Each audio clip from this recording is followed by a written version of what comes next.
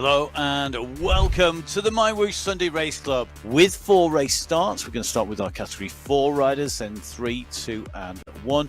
Our riders lined up in yellow, that is our Category 1 riders. In green, our Category 2. In blue, Category 3. And Category 4 in red. Valley of the Tomb sprint, no sprinting from this pack at all. Rolling through as one pack. Well, I think that tells me it is going to be a strong set of climbing up the Heritage Climb in a while. Georgina Jones is leading the Category 4 race at the moment. She is leading not just the Category 4 race, but she's our leader on the road at the moment at 17.6 kilometres. But there is not a big gap. There's a number of different ways of riding the downhill. You can take rest. You can have micro rests but continue to push on. Or you can ride the downhill as hard as you ride the uphill, but that is really difficult. Hadlock at the moment in pursuit of the top 6 riders in Category 4. Of those riders, 4 riders are together. That is Jones, Kennedy, Vasquez and Simkin. The leaders in this category are just going over the crest of the hill in front of them. This is about closing down the gap. Johnson, Kekkonen and Belcher need to do it, and they need to do it fast. Jones pushing on. She's now gone clear in Category 4. Hadlock gone clear in Category 3. Kasani and Vittori, there they are. They are nearly enough. Side by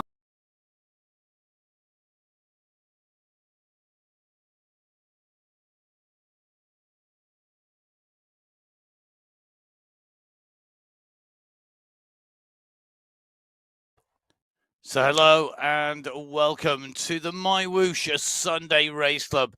My name's Matt Payne. We're here. We are absolutely flat out to try and make sure we get all the information for you for the show.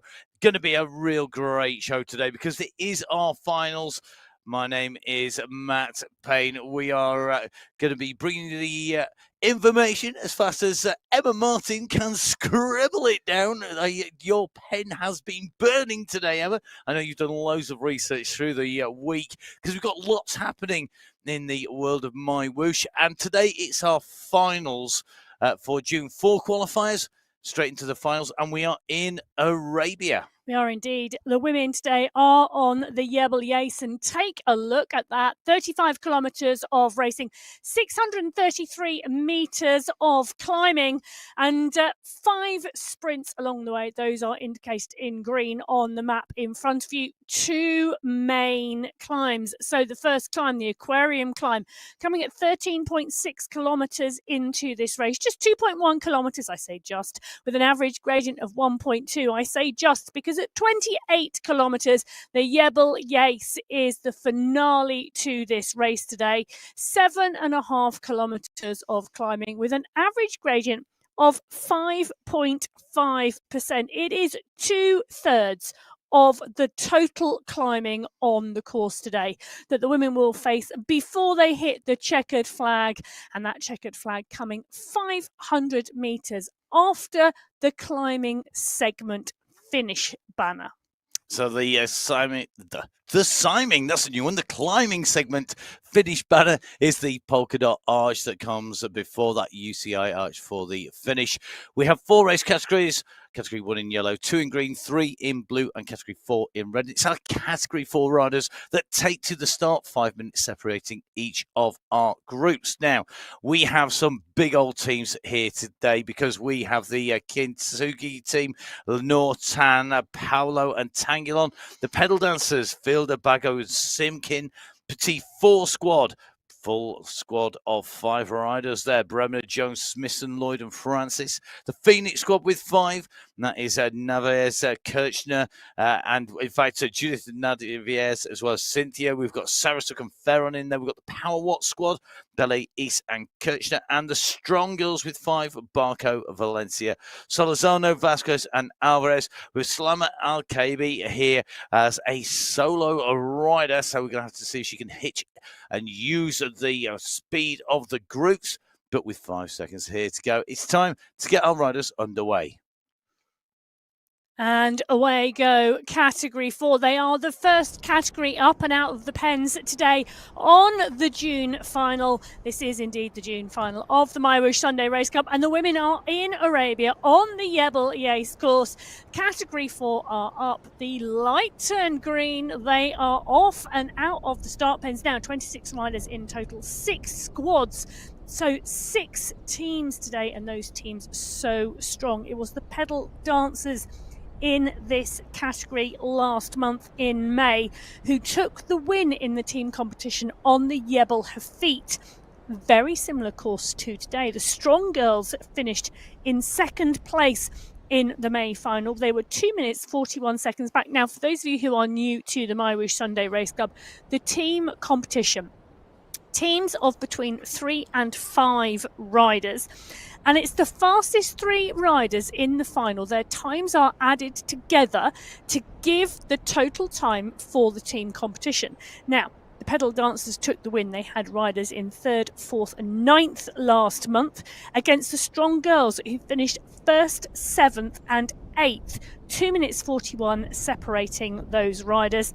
And, well, the question is, can the pedal dancers do it again this month? Now, Bagos had a 1st, a 3rd and a 5th. Simpkins had a 1st and 2 seconds.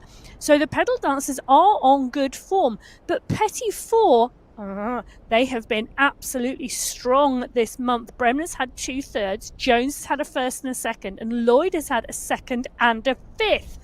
However, Kirchner's had a 3rd for the Phoenix squad. And in the Strong Girls, Valencia's had 2 fourths and Vasquez has had 2 fourths and a 5th. So they are also on form as well. So, well, I'm looking at this today and I'm thinking this is a 4-squad race. The pedal dancers, the Petit 4, Phoenix and the Strong Girls have all had riders on the podium this month. Well, it's shaping up to be an absolutely cracking final in Category 4, and they have been amazing all of the way through June. In fact, they always are, because it is a great race field. Now, just seeing Jenny Tan here just ticking along nicely in this leading group, just keeping it smooth there and looking very comfortable there in that group at the moment. We're setting off, and at the moment we are seeing riders being distanced already from this leading group. So although Jenny Tan is making it look easy at the moment, it isn't, because we are seeing riders not staying with the pace of our leading group, and that is a real indicator that the pressure is on. Now, we do have a relatively steady start here today for our riders. The course punctuated by those climbs and by the sprints, and our sprint competition in the green jersey competition, which is the traditional colour for a sprint competition. Well, we have those 5 sprints along the way. The first one comes at 3 kilometres. Now, if you are new, as I said, and welcome if you are. It's great to have you with us here today. Absolutely love bringing the coverage, and hopefully you'll be as enthused about it as we are each and every week. The green sprints competition doesn't count for the overall prizes, but it does give you immense bragging rights over everybody else. Believe me, this would be the only one I'd have even a faintest hope of taking, and therefore for me it's always good to get the bragging rights in. Or maybe there's a little bit of a competition between you and your teammates, or it could be that you're going to use it as an attack point. And when we get to the finals, we do see a more tactical race, don't we? We do indeed, and that team competition really adds to the tactics.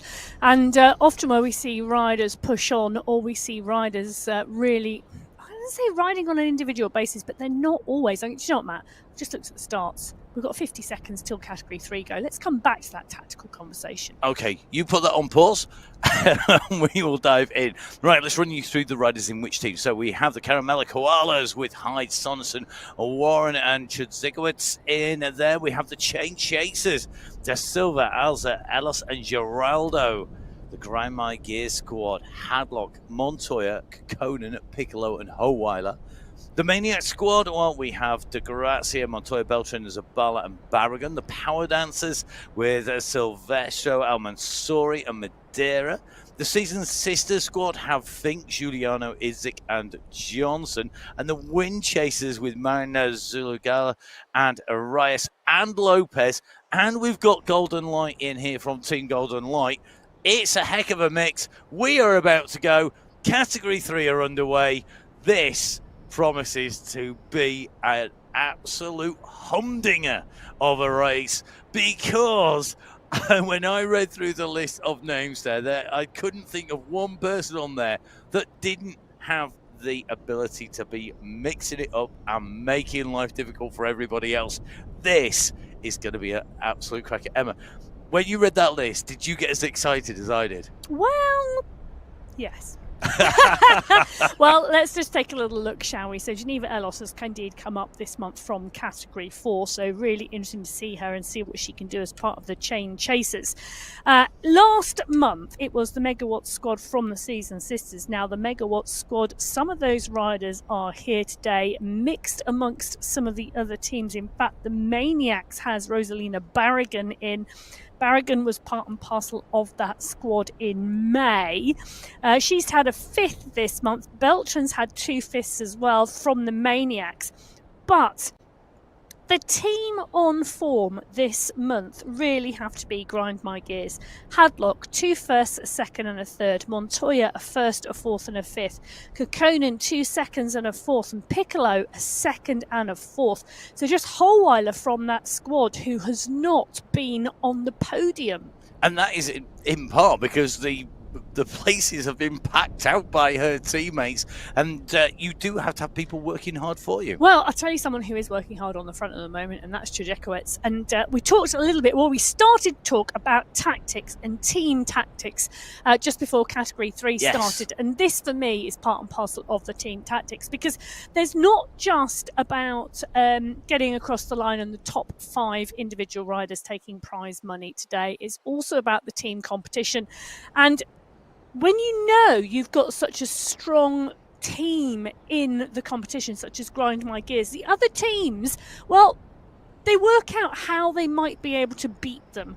And a number of different tactics come into play. And some of those tactics are some of those team riders going down the road very, very early in an unexpected position or an unexpected place on the course to try and take the race to those riders rather than wait for what is the Yebel Yace at the end of this course today, because the big climb comes at the end. So how do these riders break the squads and actually shake it up? Well, Gina de Gracia is doing a good job. We've just seen her on our screen at the moment. She's at the front of this pack. She's pushing on, and she's pushing on strongly.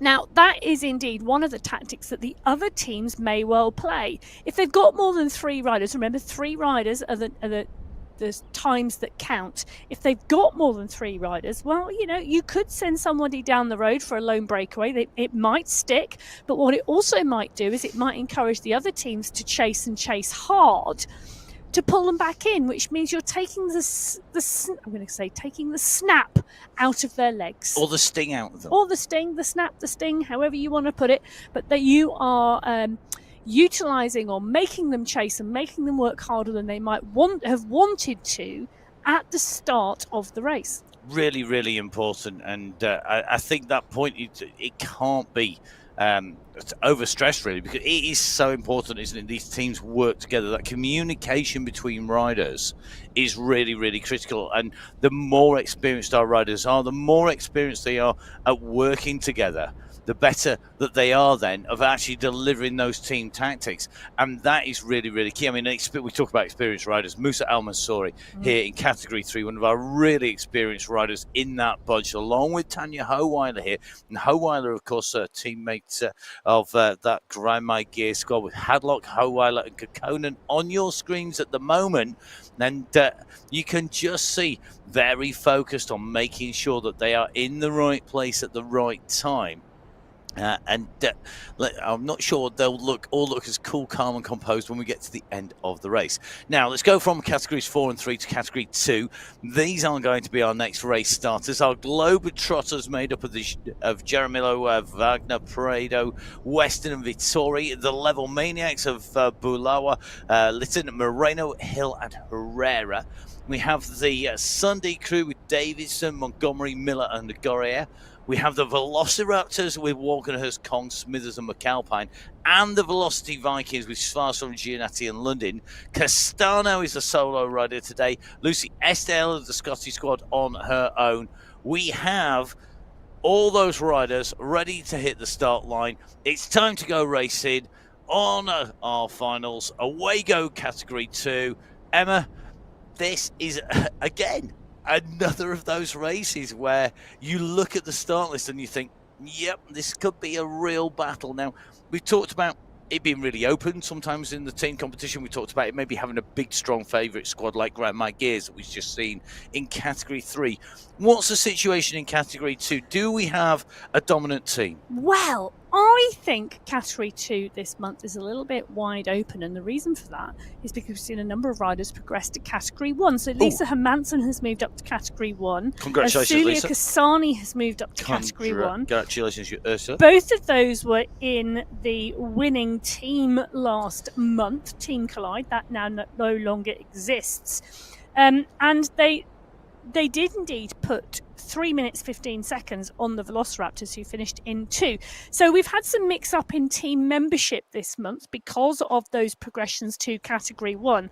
And when I take a look at the riders who are in Category 2, Prado and Vittori, who were part and parcel of the winning team last month, and now part and parcel of the Globetrotters with Yaramillo, Wagner and Weston. So that's going to be interesting to see how they do. Wagner's had a first and 2 fifths. Vittori's had a second, a fourth and a fifth. So Wagner part and parcel of that Globetrotters squad. They are on my list today as a potential favourite. The Level Maniacs, Litton's had a second. Hill is in there. She's come up from Category 3 and we know she climbs well. She's always done really well in Category 3 in the climbing races, but it is a big jump to Category 2 and she has only just made it. So looking down the list, the Velociraptors, Walkenhurst had a third, Kongs had a third. The Velocity Vikings, however, Giannati's had a second and 2 thirds, and Sarah Lundin has had 3 fourths. Now that is consistency if you ask me. So I think Globetrotters, Level Maniacs, Velociraptors and Velocity Vikings, it's going to be a race between those 4 squads. Okay, I totally got the tactics. I'm going to ask you a pedant's question here. Ooh. A pedant's question. Is it Velocity Vikings or is it Velocity Vikings? Ooh, well, there you go. It could be either. Well, I'll tell you what, if Anna Svalström, Hannah Giannati or Sarah Lundin want to get in touch... Or their helpers, team associates, please feel manager, free. You can message agent. me at biking_Emma on Instagram and I will pick it up. Don't put it in the chat on YouTube because I don't follow that during the live broadcast. Put it onto my Instagram feed. Yeah, six screens each is enough to watch. If we put another one on with the chat on, I think either Emma's or my head would explode quite literally around the studio. So we don't want that to happen. Apart from anything, probably the person who would have to clean it would be the person whose head explodes. That's mine. So I suspect, realistically, stick it into the Instagram chat. Let us know the answer to my pedantry question. I can't even say that, so I've got no hope on whether it's really velocity. Important question. It is, yeah. Is it Velocity, which is Speedy Vikings with probably a motor outboard motor Velocity, or Velocity, which would be very applicable when you're talking about the Abu Dhabi, for example, in the UAE, which has got so many miles of cycle track. Well, we have 3 sets of riders out and around the roads of the UAE at the moment in Arabia. We have one more group of riders to set away from our start pens. They're Category 1 riders at the top of the tree, and this... Well, we've talked about star-studded names before. These are in their own galaxy, these guys. Ablock International, Hermansen, Holdcroft, Soderstrom, Larson, Penner, Fetoskia, Gonzalez Rur, Kalman, Giovanni, and Whitelaw. The fully calibrated squad: Engstrom, Nordin, Tidholm, Kasani, Peak Performers, Van Hove, Korchinski, Bjarhead, and Sidlick.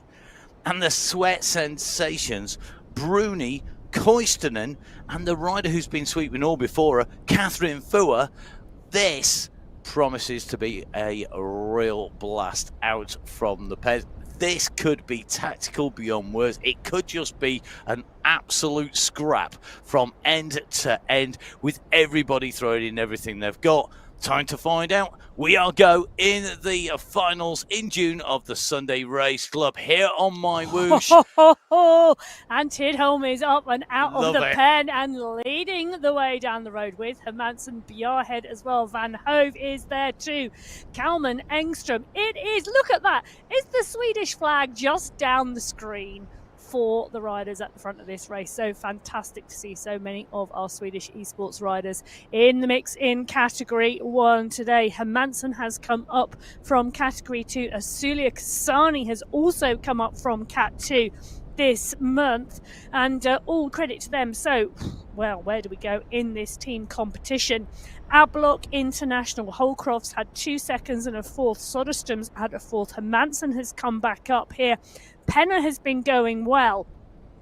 Fully calibrated, Engström, Norden, Tidholm's had a third and a fifth, and Kasani, as we say, has come up. Then we get to the peak performers. Van Hove's had a fourth, Kolczynski's had a first and 2 thirds. Sidlik has had a fourth and a fifth this month. The Sweat Sensations, Fua has had 3 first places. Bruni's had 2 seconds and a third. We've got Joanna Kalman on the screen at the moment. She's part and parcel of that Afito skier squad. Gonzalez, Rua, Kalman, Giove and Whitelaw. Well, there are 5 teams in this competition in this Category 1's women's race. And I'll tell you something, depending upon how this plays out, any of them could take it. 100% agree with that, because we've got stars in every single one of those teams, and we've got such strong backup riders. Now, the team competition is 3 riders' times added together to give the team time, the fastest 3 in the team, and you have to have 3 finish to give you that time. With the 5 riders in the team as a maximum, and what your riders do behind is really, really critical. That 4th and 5th rider, they need to be in position, in theory, to take a position on the top 3 if one of the top 3 have a problem. But equally, they can work, they can look after the race, they can save the energy of those riders behind, working out who does what. So for the Ablock International, we've got Nelly Larson. Is Larson going to be saved for the climb? Is she going to do some work? Is she there to pull back breakaways? Do you not let anybody go down the road? Who makes that decision, Emma? These teams will have a plan. They will not be going into this race blind. They will have had a conversation. They will know the course. They will have a plan of what they want to execute on the day. And they will have thought about this. You know, I have to say, we did have one team a few weeks ago now actually send us a copy of their team plan for the finale.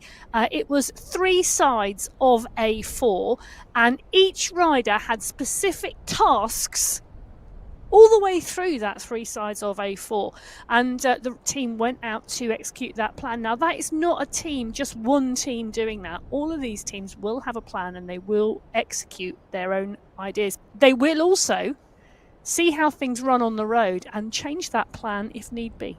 Yep. That is always the phrase is no plan survives first contact with the enemy, and that is exactly what happens here in the racing. So whilst Mika Soderstrom may well have worked out exactly what she and her team, the Ablock International team, are going to do with them, that could change, and therefore they need to be reactive. They still need to be able to communicate. And now, Emma, you've raced a lot in the team. That communication, that's not done by sitting and writing a letter and sending it by pigeon post or sending a telegram, is it? It's usually done on Discord. Well, it's usually done, yes, it is indeed. So the team I race for, we do indeed use Discord. We use Discord channels for the teams and the squads. You'll have a DS in your ear as well. Oh, stop. A director sportif. Yep. Explanation point. So, so a lot of the teams will indeed have a DS, a director sportif, who is in their ear as well, giving commands on the road and reading the road and helping the riders and the squad as well. Really, really helpful for motivation when you think you can't get any more out of your legs and someone's shouting in your ear to push, push, push. And it's funny how much you can squeeze out of those legs when you think you're tired, when that team competition is in play and you've got the support of those riders and the squad around you. And I've listened in at the end. I've heard the riders at the end of it. It's not just during the racing, is it? The riders that have finished, they're trying to suck in oxygen through the lungs, and they might have finished, and their teammates still coming in, and they're shouting them on and encouraging them. And also, it's like, we're not going for this sprint. We've just gone through the sprint. The teams have all ridden through, and there might have been a reminder from the DS there to say, remember, guys, we're not going for this sprint. We're going to leave that competition alone. We're going to focus on the overall today. So you can see that by the results. Yeah. And that is shown because Category 1, the fastest riders that we have, the world's best riders here on MyWhoosh, they're not going through in the top 3. Well, and you can actually see that in all the results on this sprint. So Madeira, Sonnerson and Johnson from Category 3 setting the fastest time there. So 25.527 seconds for Myra Madeira, going through the quickest at 4.5 watts per kilo. Now for Cat 3, that's a bit of a push going on at the moment.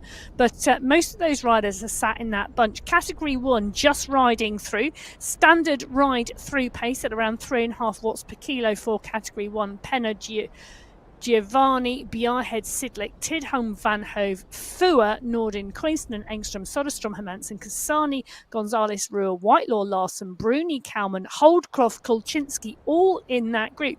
The rest of the Category 3 pack then coming through. Jenny Tan from Cat 4 in 29th position.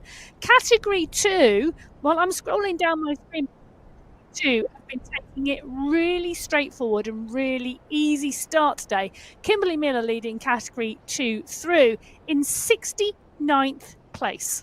Okay, so a real mix of where our teams are. All our teams at the moment running through those sprints because they know that the prize money, it all comes when you hit the top of the finish, and that means that's where we're going to award our prizes. Now, well, let's give you a reminder of exactly what we get in terms of prize money.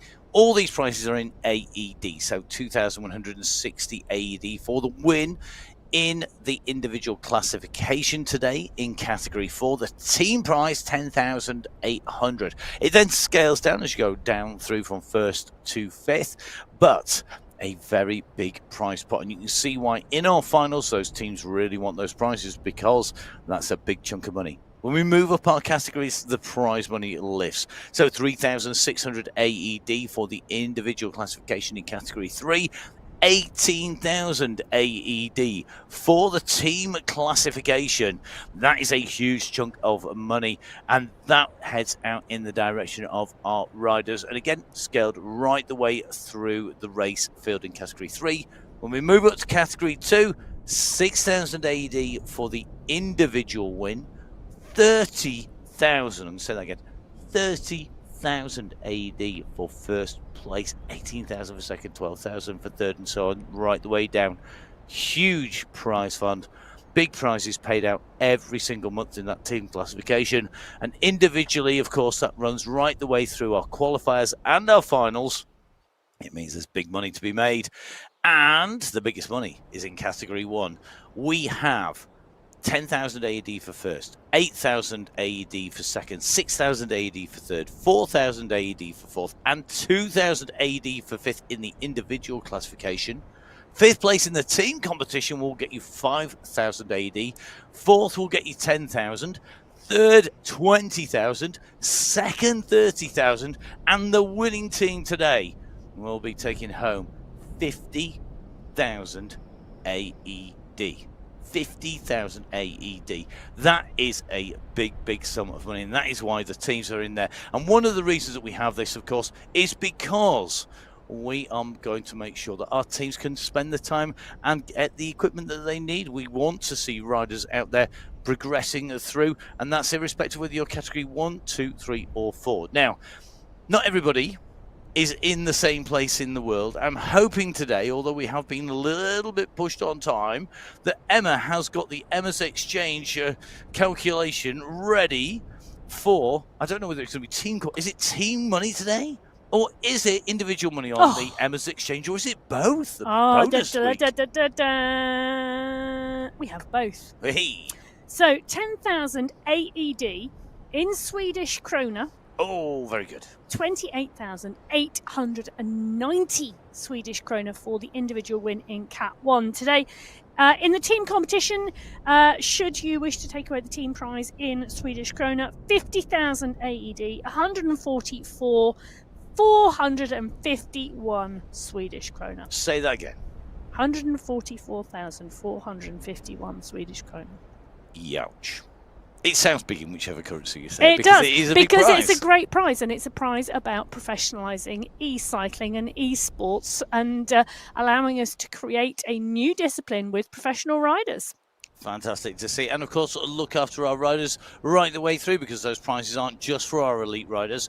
The coverage here on the Sunday Race Club, we work very hard, and the team behind the scenes work very hard to try and make sure that we cover absolutely everybody. You can help us with that as well by getting in touch. We love to see where you're riding, what your pain cave looks like. We love to know what you've been up to. We love to know what you've been seeing, what you've been doing. So if you've been out and you've been invested in the world's biggest fan, and your pain cave looks like a industrial wind tunnel, let us know.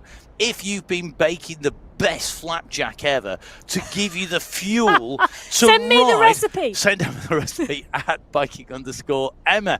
If your team has some sneaky tactics, if you have worked out the best way to win, let me know. It is at Matt Fixer Pain, but do get in touch. Remember, if you're going to put something on social media, sorry, Emma, just one sec.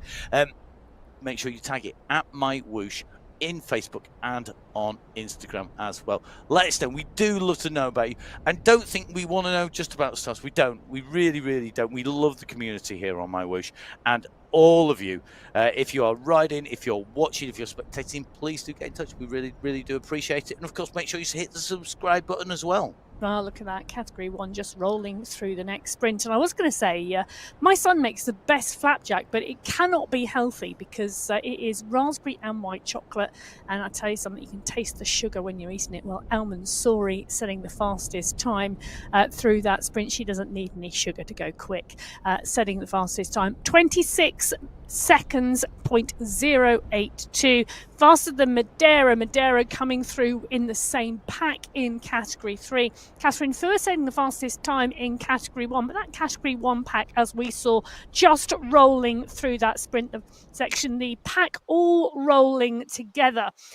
Jenny Tan, yet again, setting the fastest time in Category 4 in 12th position, but at 2.9 watts per kilo. That tells me that Category 4 pack is rolling through that section as well. Just having a look for Category 2, well, Brittany Lytton from the Level Maniacs in 30th place, around 2.9 watts per kilo. So my screen is telling me, Matt, that these packs are rolling together, and they are not going for these sprint sections. No, I would agree 100% with that, and we're seeing that on your screens. Now, we're in with Category 3 at the moment. This is a good-sized bunch in Category 3. They're the second group out on the road, and at the moment they are at 14.2k, which means they are about midway up the climb section of the Aquarium climb. We've got a dip and another rise to go till we hit the summit.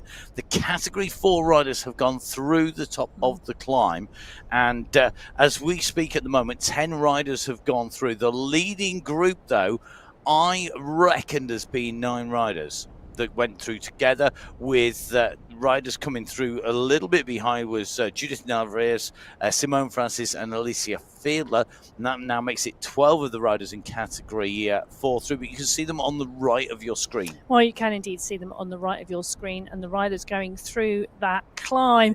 Liz Smithson saying the fastest time in Category 4. Cynthia Narvaez, Nikki Lloyd, Isabel Alzat, Milena Alvarez, Bridget Bremner, Manuela Vasquez, Katie Bago and Georgina Jones from the Petit Four squad. Those were indeed the 9 riders. And as you can see, Liz Smithson now in that polka dot skin suit, picking up the most points because she set the fastest time up that climb in the climbing competition.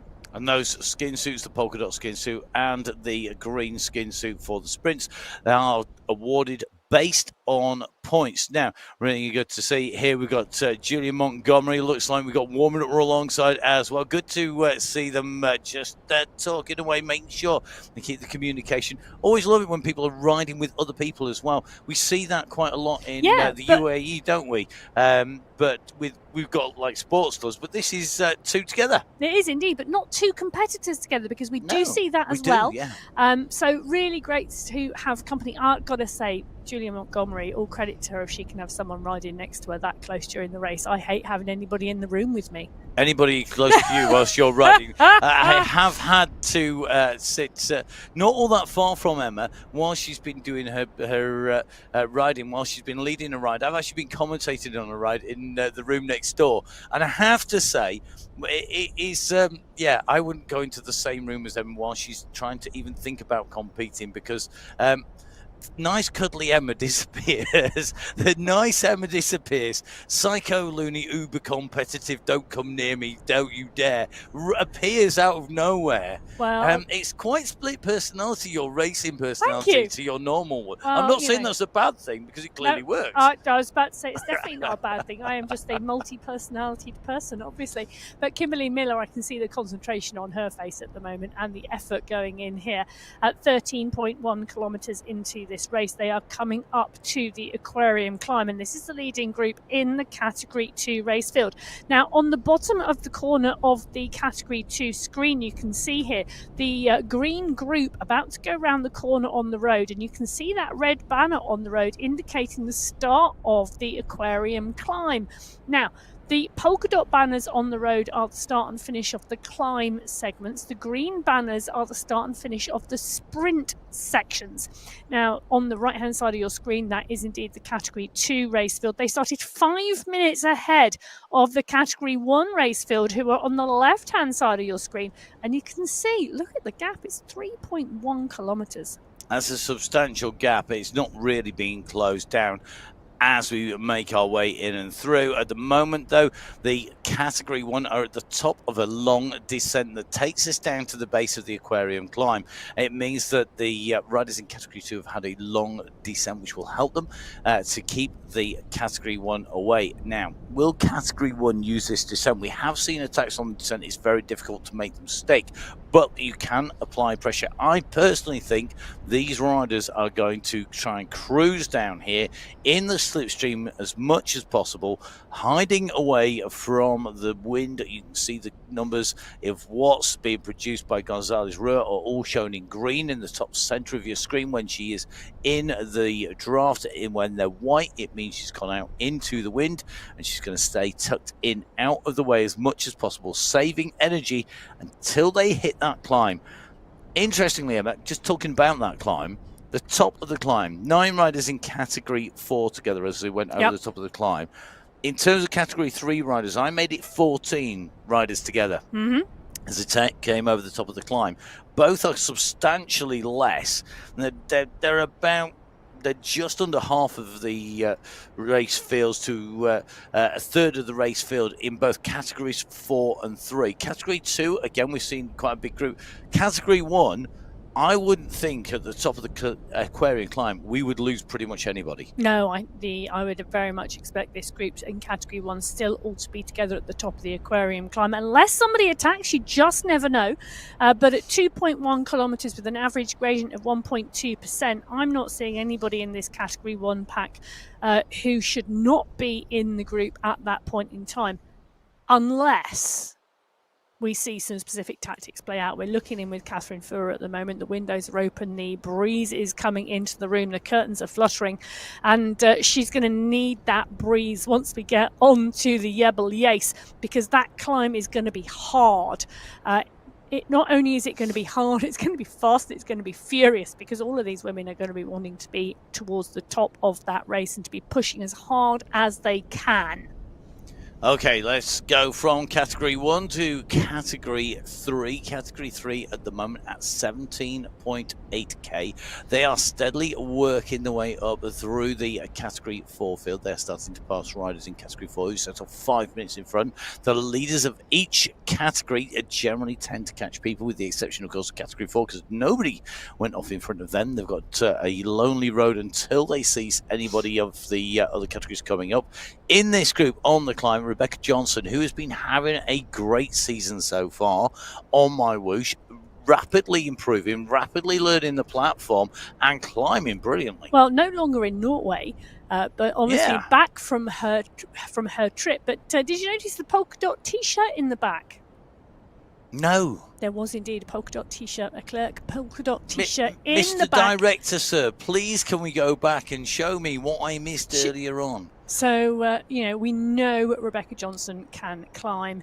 She obviously been part and parcel somewhere, picking that up from the Tour de France at some point in time. But at the moment, we've got Noveline Kekkonen in Category 3, resplendent in the polka dot skin suit on our screens. And Category 2, well, they've just headed under the banner, signifying the end of the aquarium climb. And I'm taking a look through here. 19 riders in that leading group in Category 2, going up and through the aquarium climb. Julia Montgomery setting the fastest time, Dana Davidson, Jeremy Prado, Wendy McAlpine, Molly Weston, Sarah Lundin, Lam Kong, Kimberly Miller, Rosa Herrero, and Sylvia Goro in there as well. Carry on.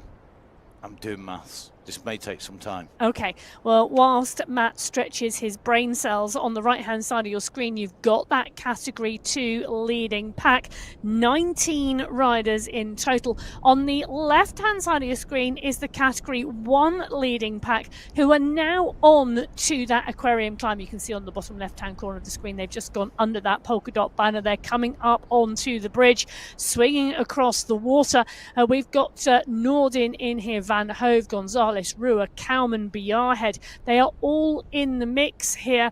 So a huge squad of Category 1 riders moving through this course. They're moving now up and through the aquarium climb.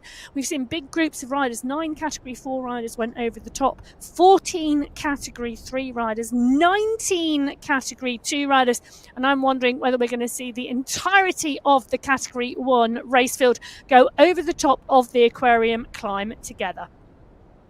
Still doing maths, carry on. Well, whilst Matt takes 3 days to do whatever sum he is now doing in the Multiple sums, excuse me. corner of the studio, we can see we're in with Ursula Kasani. So great progression into Category 1. Tiffany Penner, who came up from Category 2, I would say around 2 months ago. She's been doing really well, particularly in the short, sharp climbing courses like Belgium. So been great to see her progress and to put in some fabulous performances in Category 1 as well.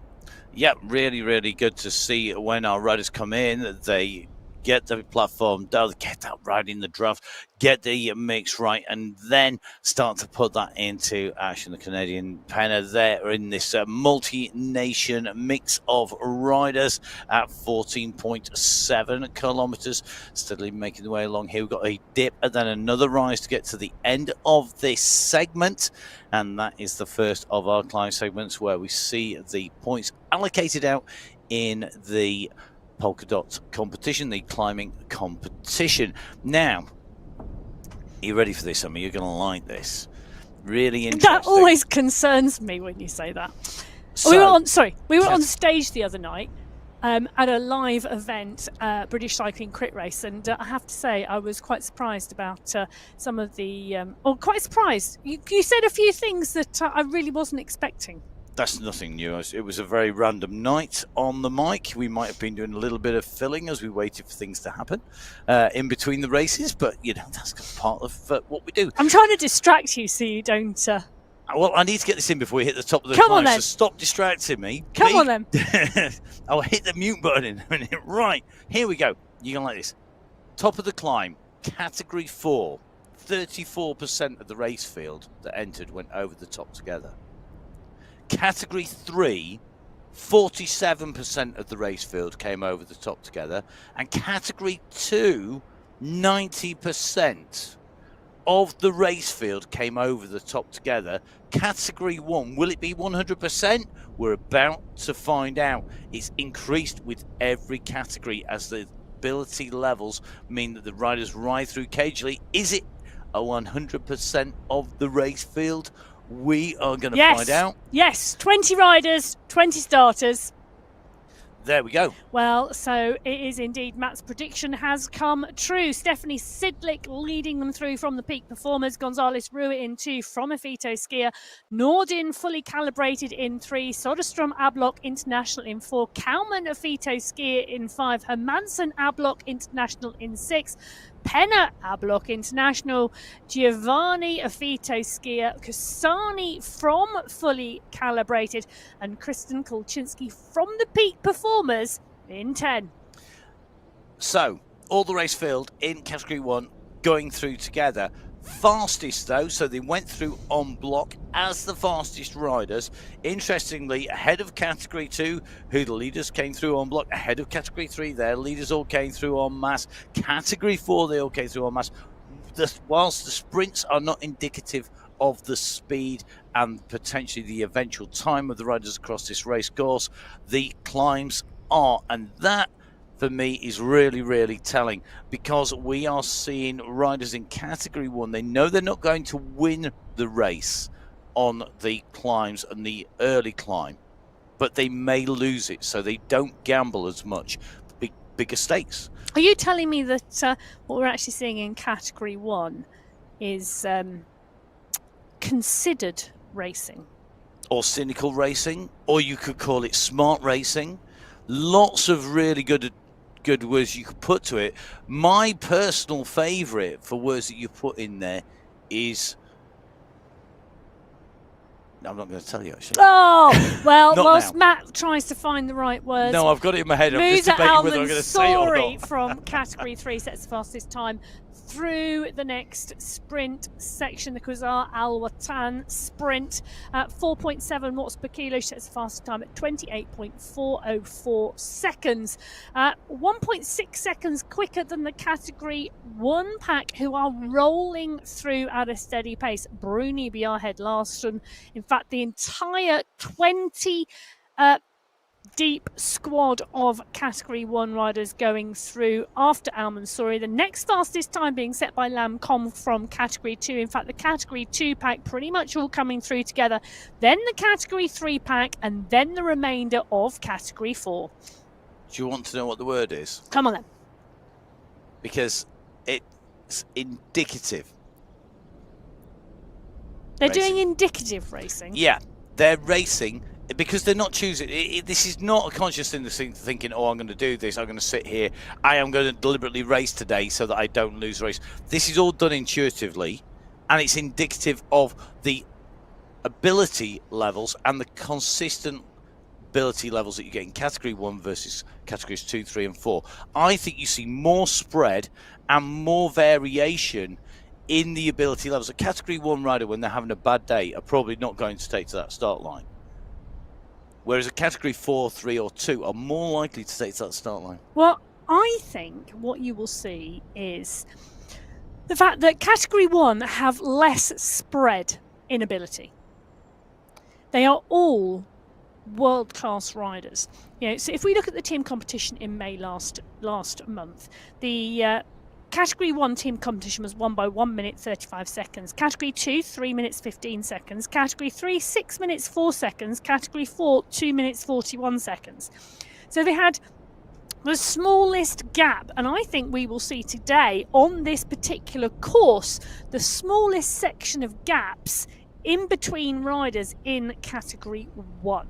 We will see. Now, that doesn't mean Category 1 better than Category 4, because I actually think, and it's a bit like most of the racing that you see. I mean, I was talking about us being live. Some of the most exciting racing comes from the non-top level racing because you have people prepared to have a go.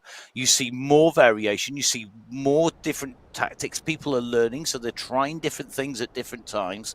They're not just fixing on one thing, and because of that we get some great racing, we see some great action, and we also see more progression. Once you're in category one, you're there, you can't progress. We don't see, well, you can get better. What we absolutely love to see, which is that sort of progression, that massive progression we see in category 4, 3 and 2, where those riders are just improving. Look at the riders on our screens at the moment. We are seeing these riders battling out prizes in category 4. We've got people in here who have come into cycling. We're not talking seasoned road pros. We're talking people who've only ever ridden on esports. Well, I'll tell you something, you are quite right. Nikki Lloyd in there 2 years ago never rode a bike. You know, and now look at her, absolutely right. What a story! And she is a fantastic story. You know, joining the Sunday Race Club, not feeling very much out of her depth, going away and training 3 months, coming back, and then she's been in the Sunday Race Club nearly a year now. And look at the progression right up to the front of category 4. She's right in the mix with that leading 9. And we see that movement and that progression. Angel Hadlock, another rider who we've seen move up and down through the categories as her form has changed, as the race fields change, because they are dynamic categories, and now absolutely flying as the category 3 riders start to make the way up through the field. I think there's just going to be our leading group of category 4 ahead. Yeah, absolutely is indeed, because this category 3 leading group now joining the chasing group in category 4. Just the 9 leaders ahead. You can see them on they've just gone out of shot on the bottom left hand corner of your screen as it swings round. There they are going underneath the banner, which you can see, which is the start of the next sprint, but the category 3 leaders now with the category 4 chasers, just the 9 category 4 leaders ahead of them on the road. And you can take a look at that. It's an 800-meter gap. So the riders on the way in towards the climb. The category 4 leaders of the RAK sprint at 25.5k through to 25.8 kilometers, and they go underneath that end banner to signify they've come through that sprint. Behind them, the chasing group, they're on the left hand side of your screen. The nearest riders to them are category 3 riders being led by Rebecca Johnson, Catherine Montoya and Angel Hadlock. They are the 3 at the front of the race in category 3, ahead of the rest of that race field. 14 riders together as they came to the top of the aquarium climb, but they have lost riders on the ascent out. The climb out towards that RAK sprint is from the lowest point of the course today. Yes. The actual lowest point of the course is at the base. It's the descent. As you come out from that, you then climb up to the RAK sprint. The riders in category 2, top right hand side of your screen, are descending down into that low point at the moment. This is one of the parts of the race course today that has been with us since the very, very early days of MyWhoosh. This descent down and climb back out to the roundabout, or if you do it the other way, the descent down through the roundabout and then back up this climb, and it is tough, really, really tough, and it can really change who is in that group coming into the climb. And in category 3, we've seen a rider being dispatched out of the leading group on the ascent before we get to the RAK sprint and before we get to the Yebel Yace climb. Well, they are indeed, and this is the category 1 and category 2 race on our screen at the moment. Category 2, 19 riders in that leading group. Category 1, 20 riders in that leading group. Packs are pretty much the same size. And now what is interesting to take a look at is the distance between them still. Category 1 have been rolling for 21 kilometres and pretty much closed down 400 metres, and that is it on the Category 2 leading group. They are rolling around the same pace. They are, but remember, Category 2 have gone down the hill and into the descent, so they've got a section of course which is very fast. Category 1 were on the ascent before that, minor ascent compared to the climb here. Category 4 onto the climb. They have indeed. They've just gone under the polka dot banner, signifying the start of the Jebel Yace climb. These are the 9 leaders at the front of the Category 4 race. Well, are we going to see 9 leaders at the end of the Jebel Yace? Oh, I don't think so. It's 7.5 kilometres with an average gradient of 5.5%. 2/3 of the total climb today still facing our riders on the Jebel Yace, and it's a Categories 2 climb with 500 metres from the finish banner to the checkered flag today. It is indeed, and hopefully we'll show you a little bit more detail fairly shortly on that as we take a little bit of a look back, because our riders are coming in thick and fast into that climb. Category 4, as I said, onto that climb. Category 3 making the way in. You can see that polka dot banner in front, the red centre, the polka dot size to the arch. This group now are continuing to push into this climb, but the watts per kilo at the moment, Emma, we're rolling around about 2 to 3. It's not flat out yet. Are we going to see an attack? Because I know who my money is on putting in the first attack here today. Well, I think Matt might be lining up Angel Hadlock for an attack here today. But Emma Sonnerson pushing on, so is Catherine Montoya. So Montoya leading Category 3, and the pace has picked up, and a bit of a push there from Hadlock, as we saw. But she's just sat back, and these are early stages. This is a long climb. They're at 27.1 kilometres into this 35-kilometre race. The gradient around 6% at the moment. Category 4 leaders are up the road at the moment. Wow. And Category 4 dropped a rider. So at least one of the riders, I think, have gone from Category 4. And there's another in the danger zone as well there, Emma. Emma, you took us through the course, the climb, just not all that long ago.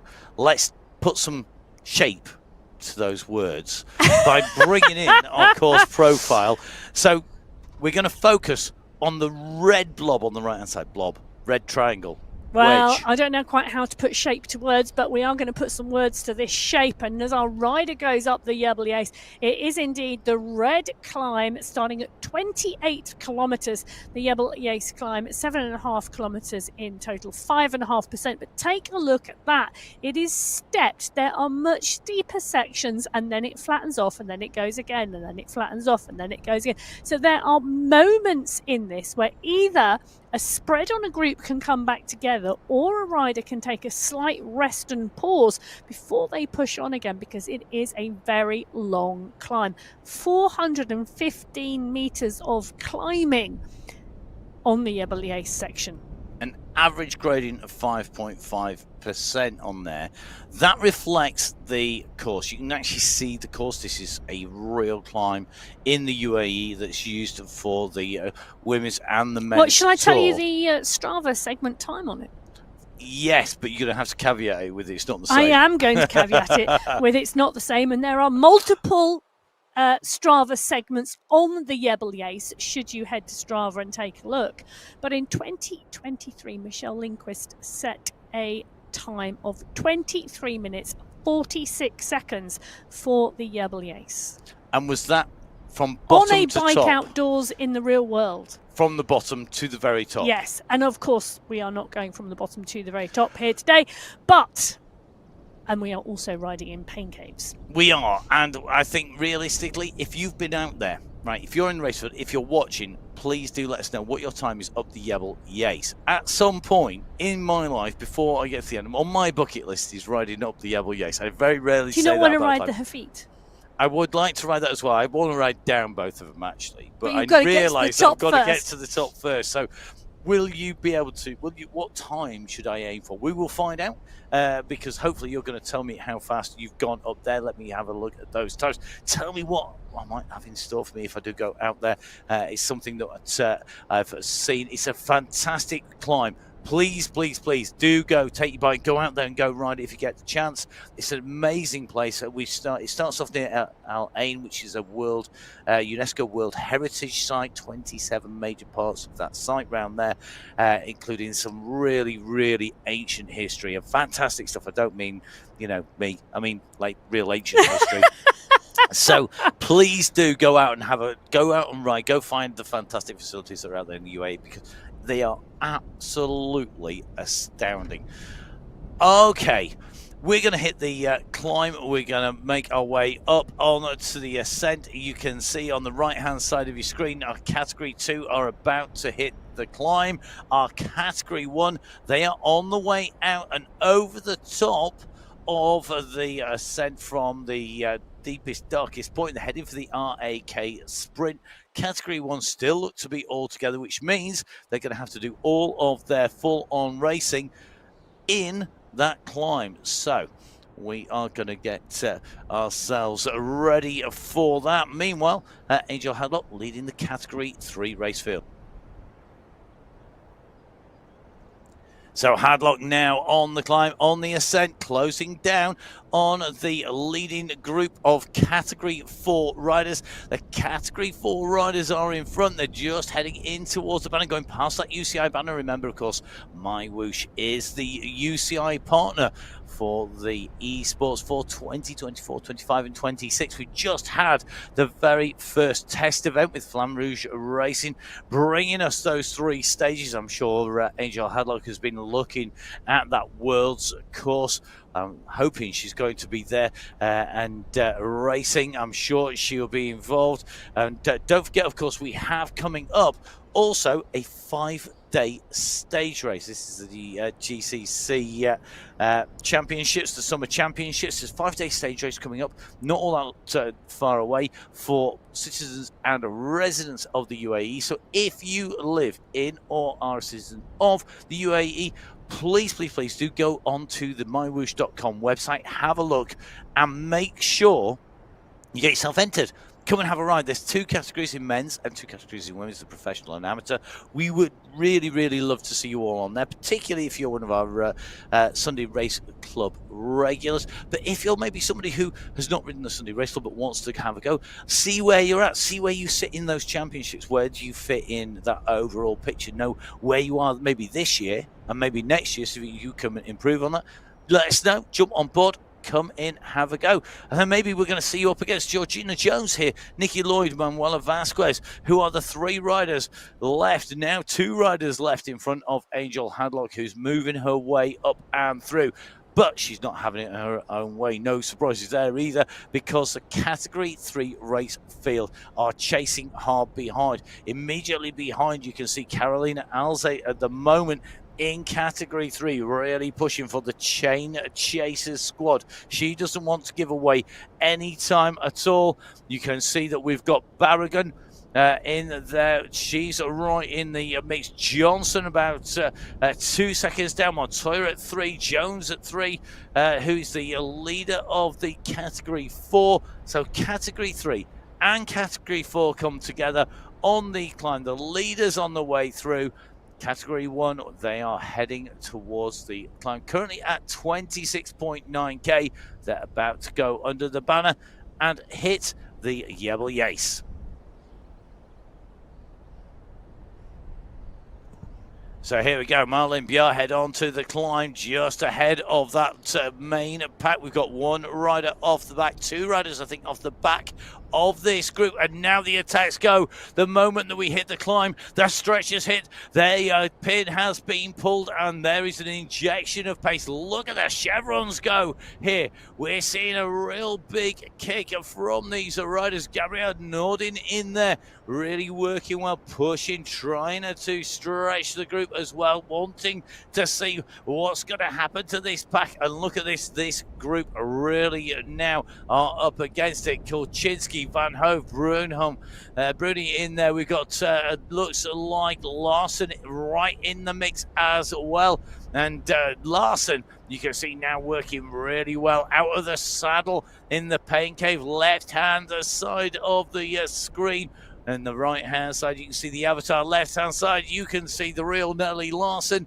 Please stand up. Well, she stood up there, kicked on the pedals, giving it some big beans there. And it's paying off at the moment because she's right in position, right in the chase here. This is hold on as long as you can, fight as hard as you can. Let's get to the top of the climb.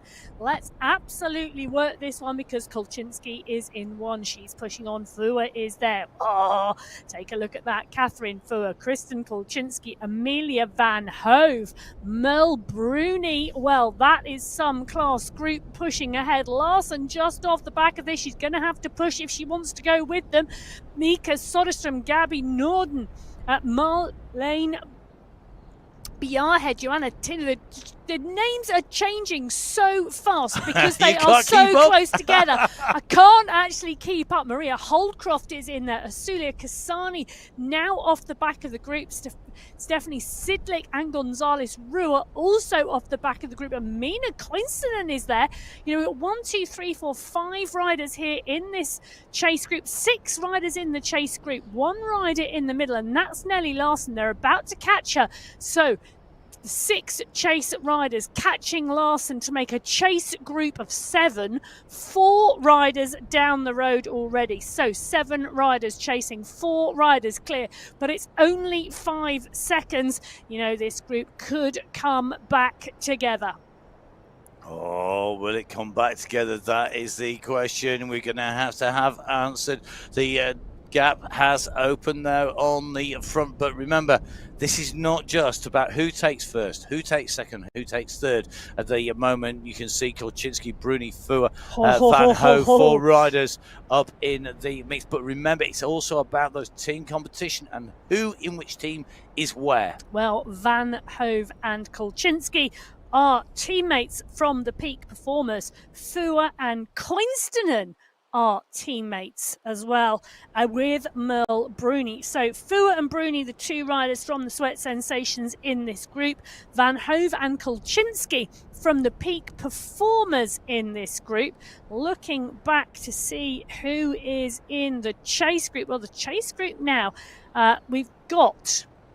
I'm going to let Emma, you keep diving on that one. I'm just going to quickly jump into category 2. Right-hand side of your screen, we've got Hannah Giannatti at the moment, who we're just going onto the big screen here. Giannatti, Vittori, Smithers, Paredo, McAlpine. This group is sitting down. They are moving really quickly. The speed there flew up as they came around that turn. One of those flatter sections on this stepped climb that Emma was talking about. And as they came around that turn, it was almost like they'd been slingshotted. I mean, we saw that on the moon landings. You use the gravity of the moon to fly you around and throw you back to Earth. It's exactly what we're having here. These guys came around that corner. They used that speed. They didn't ease off the pace. They used it to gain momentum. And they've flown onto this lower section of the next slope here at a real pace. And they're continuing to kick on. Smithers at the moment really pushing hard here with McAlpine, with Giannatti, a real who's who. And again, a real mix of teams. Well, I'll tell you something, Wendy McAlpine in category 2, there she is on the screen at the moment. She's one of the riders, she's so strong, she really, really is, and she knows when to push and she knows when to be right at the front of the race. This is the time for her. She's coming up to 30 kilometres with 5 kilometres to go, and McAlpine is positioning herself well. Well, amazing. Well, it's good. I'll tell you something that is amazing is we've still got 3 teams in strong contention at the moment in this category 2 race with 5 kilometres of this race to go. The Globetrotters, the Velociraptors and the Velocity Vikings all right at the front of that race. So great racing in all our categories. At the moment, the very front of the race held by the riders on the right-hand side of your screen. They're the Category 3 leaders. They're ahead of Category 4 leaders and ahead of Category 2 and 1 leaders at the moment. But this could come together and, in fact, reverse because of the pace that's now coming in, particularly because Category 1 were so relatively pedestrian-paced for most of the start of the race. If it's frantic from the word go, there's not as much energy left when you hit the climb. You take it a little bit easier on the way in. Just keep it well below where you're going to be digging into your reserves on the way to the climb base here on the Yebel Yace. You hit that Yebel Yace, you can really fly up it. The riders in Category 1 did that, and we've seen the results with Kolczynski along with Fur, with Bruni, along with Van Hove on the climb in the leading Category 1. Category 2, well, you can see McAlpine, Vittori, London, Prado, Giannatti, Smithers in there. Category 3, it's Hadlock and Johnson with Barragan. In touch, Montoya about 3 seconds, as is Piccolo, and then it's a bigger gap back, 14-15 seconds back to Beltran. Category 4, well, they are continuing to push, but they know that Category 1, the riders who set off 15 minutes behind, are on their way up this climb, and these are the world's best. They are in action on your screens as part of the MyWhoosh Sunday Race Club. Make sure you subscribe. Make sure you click that follow button. Jump onto social media and make sure you get notified whenever we get a new video out. There's lots of videos coming out, of course, because we are at the depart of the Men's Tour de France, one of the big cycle races of the year. And I'm just going to put in a quick good luck to the UAE team out there. The women's team are doing some amazing racing. The men's team doing the same. Stage 1 was a cracker. I'm not going to give you any spoilers. It is worth a watch, particularly, let's say, the last 20k. It might be an exciting watch, but you can't go and watch it until you've watched this and our men's race here today. It's the rules. I love that. It's the rules. The rules today, a la Matt Payne. Well, you need to be here. You need to watch this race because sleep lots. Ride lots, eat lots, sleep lots. Wow, riding That's lots, eating rules. lots and sleeping lots are Merle Bruni, Kristen Kolczynski, Amelia Van Hove and Catherine Fur. They are the 4 riders leading this Category 1 race. Taking a little look though, Mina Quinston and Nellie Larson, Maria Holdcroft, Joanna Tidholm, Marlene Bjarhead, they are in the chasing group. They are 17 seconds back. In fact, they can see them. Take a look at that. If you look at the right hand side of your screen, this is the chase group at the moment, and they've still got sight of those leading 4. In sight, in mind, motivation to chase. Motivation, always absolutely key. One of the ways a lot of people motivate themselves is to watch maybe their heroes in action. If you're watching now thinking, I would like to ride like these guys do, don't forget you can jump on to MyWhoosh and get yourself a training plan. That's always going to help. That's one of the very, very best ways of maximizing your time. But don't forget, if you're training, you still need time to enjoy your riding, and there's lots of great riding to just enjoy on MyWhoosh as well. Well, and next week is qualifier 1 for July. It is. So, absolutely perfect time to come and join the Sunday Race Club. And you can find all the information that you need if you head over to mywhoosh.com. You click on the events page, click on the Sunday Race Club. The rule set is there, the technical guide, the pre-verification paperwork and forms are all there for you to read at your leisure. But don't take too long reading them. Get into action. Get on the start line and come and join us, whether you are Category 1, 2, 3 or 4. In the female race or the male race, it really doesn't matter. Get on the start line and have some fun with us on a Sunday.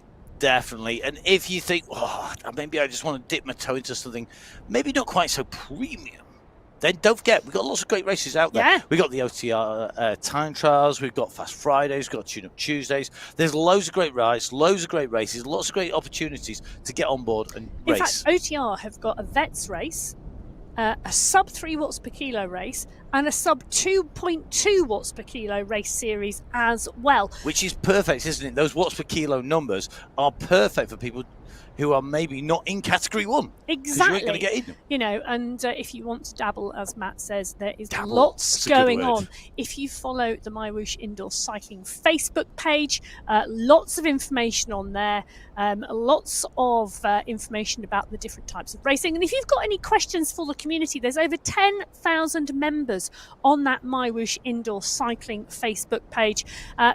Very, very supportive community. Very happy to answer any questions that you've got. Oh, yes. There's never a shortage of opinions. That's what we love. Or help.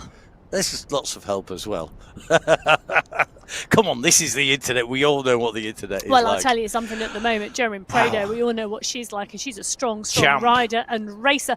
And take a look at this. She's got company. McAlpine Vittori, Prado. Look at the move. We've got her just on an attack. Giannatti. What perfect timing from the production squad. They are pushing on at the moment. These riders absolutely motoring at the moment. They've gone past Bridget Bremner. They've gone past... Well, the chase is on. Category 4, Category 3 and Category 2. 7.5 watts per kilo, nearly 8 watts per kilo coming out from German Prado on that attack. You saw her look get at out the the effort saddle. on her face. She kicked down, she motored on there. This is a known winner, a champion, and a very, very, very worthy one. Putting in Her that heart effort. rate is 194. She's absolutely flying up here and she's working. This is a committed full-on race attack. 7 seconds now on Giannatti. The distance is 32.4k. Remember, we have 35 kilometers in total. We are closing in on the Category 4 leaders at the moment of Jones, of Lloyd, of Vasquez. We are also starting to close in on the top 10 riders in the road, and the leading rider on the road is Angel Hadlock. She's around literally one turn, but she is at the moment about what is going to be 700 meters or so up the road. Prado, though, is on a mission. She's now holding a pace. She put in a massive attack. Massive attack there. She kicked, she pushed, she got the gap. She's now having to hold that, and that means she now needs to be looking behind. She'll be looking at what watts per kilo the riders are doing behind. She will be trying to match that, because that is the easiest way to stay clear. Put a gap in and then try just to stay above. Whatever the guys behind you are doing, match it or beat it, and you will maintain your gap. That's what she's doing at the moment, and that is very successful. So lone leader in Category 2. Emma Hadlock's the lone leader in Category 3. Category 4, though, we've got 3 together. Well, we do indeed, but just quickly about Hadlock, because Johnson and Barragan have just come up onto her wheel.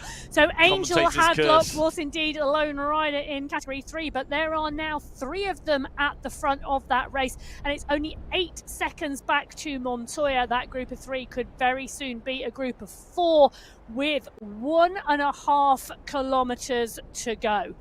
Well, with 1.5 kilometres to go, this is Catherine Montoya. She's currently in 4th place in the Category 3 race. Up ahead, the 3 riders, they are for 8 seconds. It doesn't look like 8 seconds, but it is 8 seconds. Hadlock, Johnson and Barragan. Hadlock had gone clear. Johnson and Barragan worked their way back up to her wheel. Can Montoya join the group as well? You can see on the bottom left-hand corner of your screen, further back down the mountain, it's a multicoloured, Skittles-laden hillside. Emma on the sweet references already. This is a dangerous road to go down. Let's see if we can avoid it too much as they make their way uphill here at the moment. It is a sprint. It's definitely not a marathon.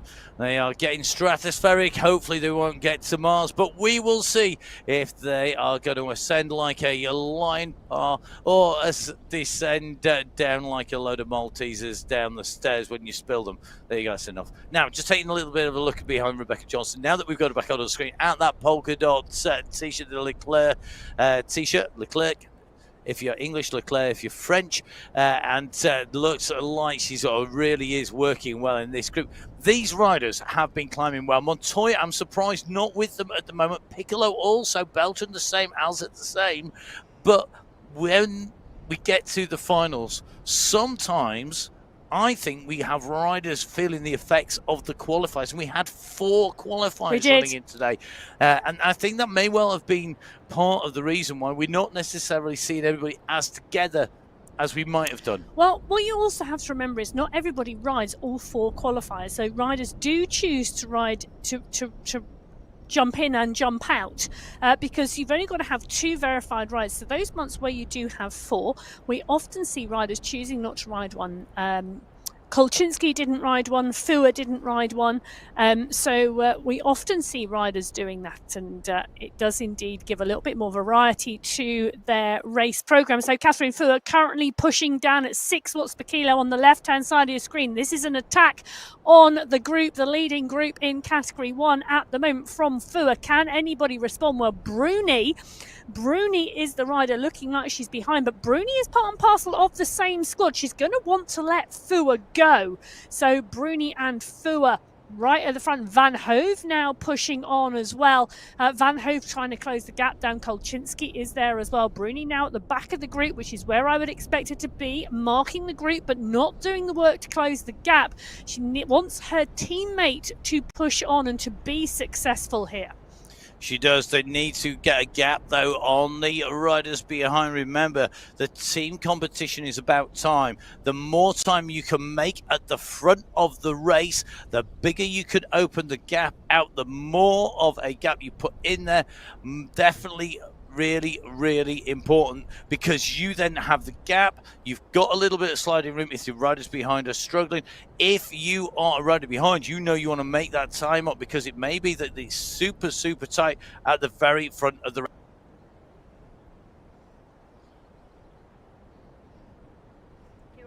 So Barragan on her way on the climb here, goes underneath the polka dot banner as the fastest rider up the climb in Category 3. She takes away this polka dot skin suit. Behind you can see Hadlock now starting to move to try and come across. Johnson is the same. Montoya 25 seconds down. It's going to be outside the top 3 now, because we have this slight left, then the tight right hand hairpin turn, and it's that straight run for the line. Barragan has got the gap. Rosalina Barragan here in the colours of the United States in that polka dot skin suit. Barragan, the rider who is leading out from the Maniac squad. She's looking to maximise the time. She wants to put the gap in to open up the gap on the Grind My Gear squad. She's got to keep on kicking. Hadlock's up 4 seconds, now 3 seconds. Barragan's got the gap, though. Can she maintain it? The banner comes into sight. The banner over the road, the gantry with the UCI banner on it. That's our finish line. 2 riders. This is pursuit style. Barragan is leading this out at 5.5 watts per kilo. Hadlock is coming. Barragan is fighting. Hadlock's just put a kick in at 7 watts per kilo. Has she left it too late? This is going to come down to the line. Will Barragan make it? Barragan's pushing. She's responded. She takes the victory.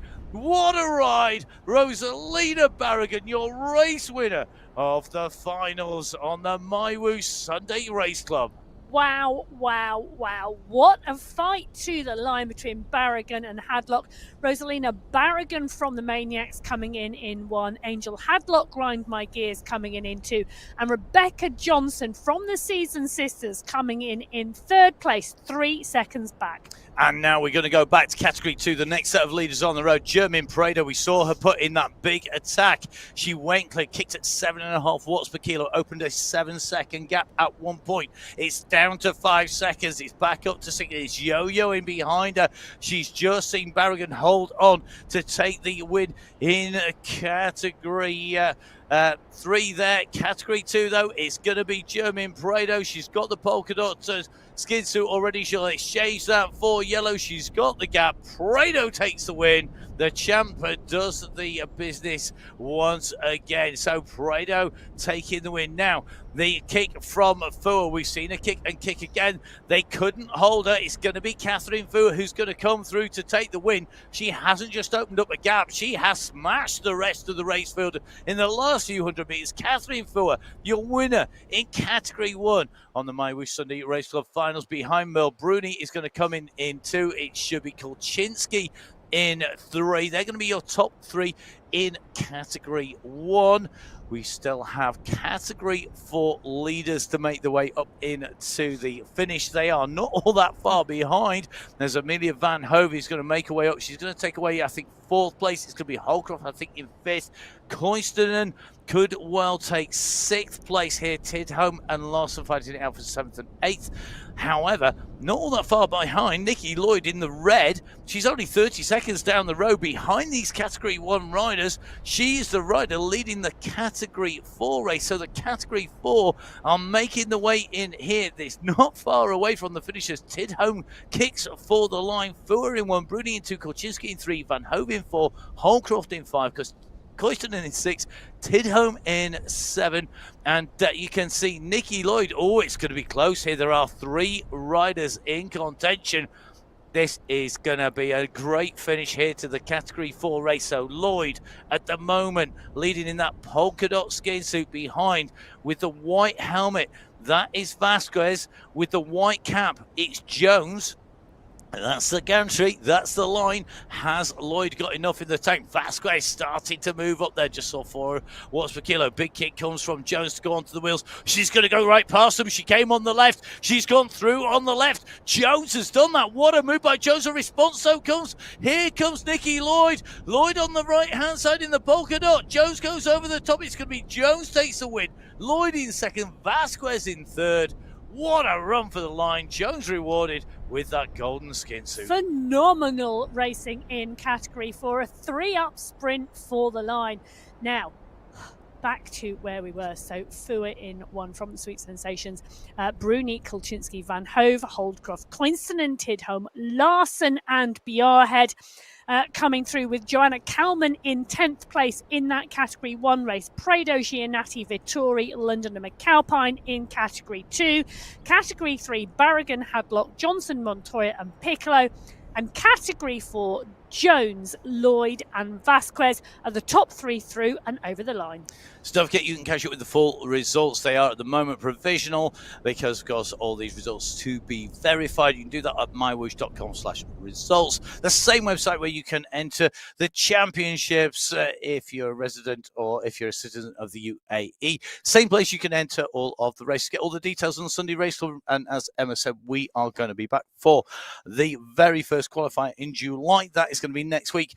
Before that, we've got the men's race coming up. Please join me, Matt Payne, there with Emma Martin. We'll be bringing you the action from the men's finals from June. We're going to go sprint over there and try and do that as fast as our riders ascended the Jebel Yais here today. That remains to be seen whether we can do that. What we will be seeing is our men in action very shortly. Stay tuned for that. Make sure you hit that subscribe button. Thank you so much for watching. Thank you to our riders for racing and the team behind the scenes for making it all happen. But from me, Matt Payne, from Emma Martin, stay safe. We'll see you again very shortly. Goodbye.